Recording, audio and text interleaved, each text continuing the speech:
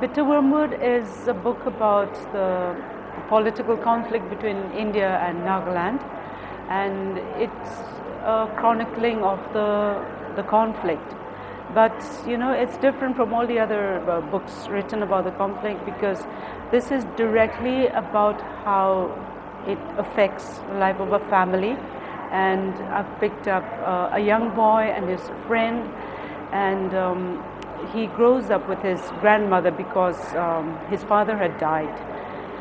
Then it goes back to 1937, before the conflict, and it ends at 2007.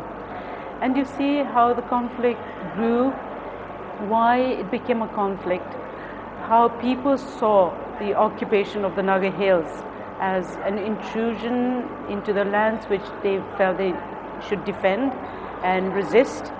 And of course there were all the atrocities committed by the army upon the civilians, the rapings, the tortures, the burnings of villages, and so many people killed in that period of time, the 50s. We always call it the dark 50s.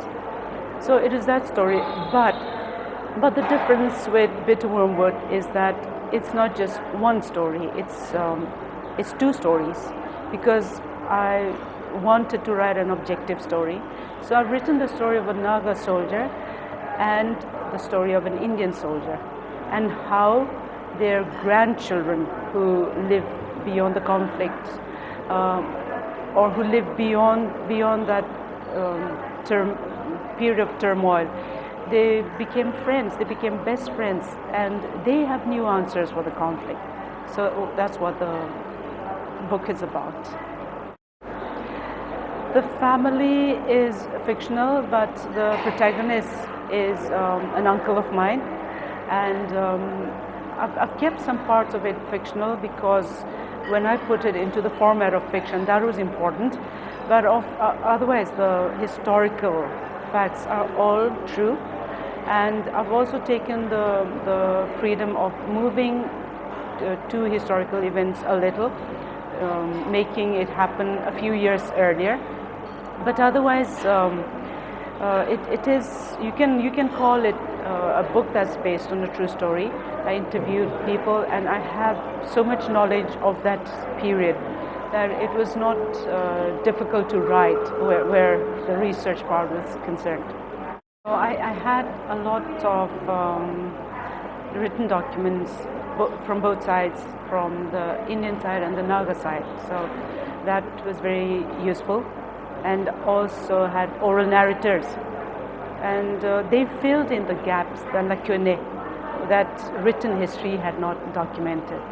But it sounds a little terrifying when you say it's a book about a conflict, but it is not about igniting the conflict again. It's a book that promotes peace and understanding and friendship across people, across races, and closing the divide in a human way, because I see it as a political problem. All conflicts are political problems, but they are man-made problems.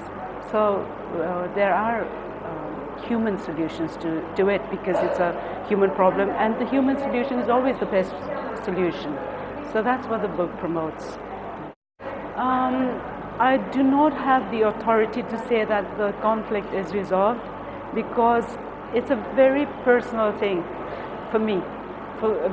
In my world, I feel that this kind of having friendships between people who have been in violence with each other, this is a way, and maybe it's the only way of closing a conflict.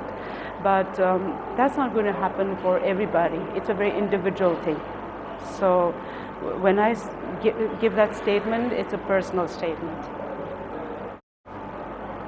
There is, of course, the women's story, and my publisher was very interested in the women's voices. She said, "Where's the woman's voice?" But it is there, and the woman or the women in the book, they are very hard. They're very hard women. They've experienced hardness. They've experienced loss. So that calluses them. But they haven't lost They haven't lost their capacity to nurture. So there's a very different woman that is presented here, and it's a very different story from the usual woman's story. But I don't see them as victims. They are rather empowered women, and they're very practical. They're financially empowered, and they think of solutions that the men cannot think of. So that's the other side of the story. I think it's a combination of both. Naga society is a very practical society, and the women do a lot of work. So a girl child grows up learning the sort of work she's expected to do, and she fulfills her role in the society. So she's always bringing something to the community. She's always contributing, and she's always nurturing the community in her way. And so she brings a lot of strength to the community. But when there is violence, I think the women, especially the Naga women, they've become very versatile and very creative. So they continue in their nurturing roles, but they go beyond that. And I think the book touches on that as well. Not in this book, because I wasn't interested in the economic question on a larger scale. And there is a section where the protagonist decides to become a trader, and he continues in that role until he dies. But apart from that, it doesn't feature largely on the economic, because it was the political question and also the human question that I wanted to address. I'm very happy with the writing of the book, because I used a man's voice, since it's a man who's the protagonist. And I feel that it was successful because my male readers often ask me, how did you manage to get across that tension between two men in the humor, for example, humor that's sort of very male humor.